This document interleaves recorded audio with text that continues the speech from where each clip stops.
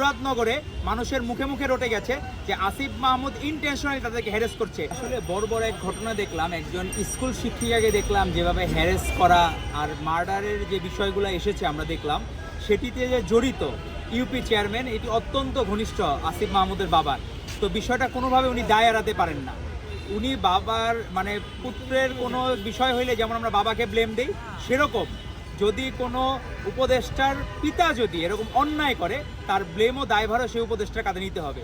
কারণ উনি নিজে যদি তার পিতাকে কন্ট্রোল না করতে পারেন উনি অযোগ্য বলে বিবেচিত হবেন এই উপদেষ্টা হওয়ার জন্য। তো আমরা দাবি করব যত দ্রুত উনি লাগাম টেনে ধরবেন তার বাবার অন্যায় কাজের, তত দ্রুত তার জন্য সুবিধা হবে। এই দেশের মানুষ আসিফ মাহমুদ সজীব ভুঁইয়াকে দেখেছিল একজন বীর হিসেবে, আমাদের ছাত্রদলের সাথে কাঁধে কাঁধ মিলিয়ে উনি আন্দোলন সংগ্রাম করেছেন। কিন্তু এখন তার বাবা যে অপকর্মগুলো করছে তার দায়ভার উনি এড়াইতে পারেন না। মুরাদনগরে মানুষের মুখে মুখে রটে গেছে যে আসিফ মাহমুদ ইন্টেনশনালি তাদেরকে হ্যারেস করছে। বিপরীত মতাদর্শের কাউকে হ্যারেস করা এটা তো শেখ হাসিনার চর্চা, শেখ হাসিনা করে এসেছে। তো ফ্যাসিস্ট হাসিনার আমার মনে হয় পেতাত্তা আসিফ মাহমুদ সজীব ভুঁইয়া বা তার বাবার উপর ভর করেছে।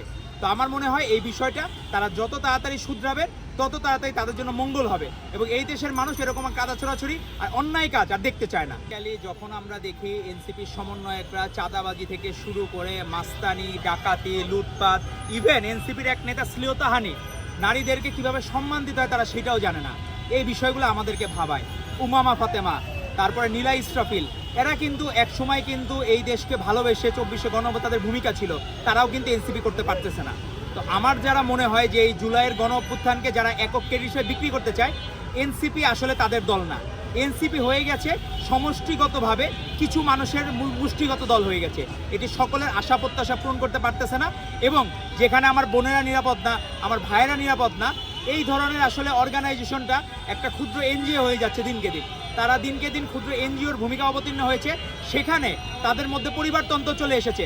আমরা দেখলাম নাহিদ ইসলামের বাবা, উনি এনসিপির সকল প্রোগ্রামে চলে যান, সকল প্রোগ্রামে উনি সবাইকে রিসিভ করেন। তো কেন এই ধরনের পরিবারতন্ত্র আসবে? আমরা দেখলাম ডাক্তার তাসলিম যারা, ওনার হাজব্যান্ডও এনসিপি করেন। তো এই ধরনের পরিবারতন্ত্র তো বাংলাদেশের মানুষ দেখতে চায় নাই, কখনোই না। আপনি যোগ্য হইলে, যেমন আমাদের মহাসচিবকে প্রশ্ন করেছিল একজন সাংবাদিক যে আপনি কখনো প্রধানমন্ত্রী হওয়ার আশা করেন না, উনি স্পষ্ট উত্তর দিয়েছিলেন আমি মনে করি আমার থেকে তারেক রহমান অধিকতর যোগ্য। আমরা সার্জিস আলমকে দেখলাম, উনি বলতেছেন যে 10টা 15টা বট আইডি দিয়া কেন এলাকার লোকজনের মুখোশ উন্মোচন করে না, সম্মানহানি করে না, তাদের তো বট আইডি আছে রে ভাই। আমরা তো হইলো কি মানুষের মধ্যে কাজ করি সারাক্ষণ, আমাদের ব্যস্ততার মধ্যে থাকতে হয়, মানুষের মন জয় করতে হয়। তারা বট আইডি দিয়ে বিভিন্ন জায়গায় ফ্রেমিং করে। এখন যারা ফ্রেমিং করতেছে তারা নিজেরাই চাঁদাবাজিতে সংযুক্ত।